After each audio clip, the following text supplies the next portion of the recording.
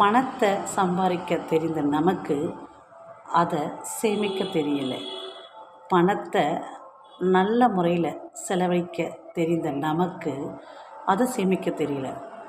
உறவுகள் என்னவோ நம்மை பார்த்து சொல்கிறது, நீங்கள் முட்டாள் என்று. ஆனால் நாம் சொல்கிறோம், நான் கடந்து வந்த பாதையை திரும்பி பார்க்கும் பொழுது எனக்கு பணம் ஒரு விஷயமல்ல என்று. ஆனால் பணத்தை கையாளும் திறனை கொண்ட நாம் எதற்காக உறவுகளிடம் இந்த கேள்விகளுக்கு ஆளானோம்? கொஞ்சம் யோசியுங்கள். உங்கள் நிலையில்தான் நானும் இருக்கிறேன். இந்த வினாக்கள் உங்களை கேட்க அல்ல, என்னை கேட்கவே என்னை கேட்கிறேன் உங்கள் மூலமாக. காசு சம்பாதிச்சா அது செலவழிச்சா கண்டிப்பாக சேமிக்கணும் அல்லவா? சேமிக்க தெரியாத நமக்கு எதுக்கு காசு அப்படின்னு நம்ம மூளை அடிக்கடி சொல்லும் இல்லையா? மூளை சொல்லுதோ இல்லையோ, உறவுகள் நம்ம சொல்லி காட்டும் இல்லையா? இந்த கேள்விக்கு விடை தெரிந்தால் சொல்லு.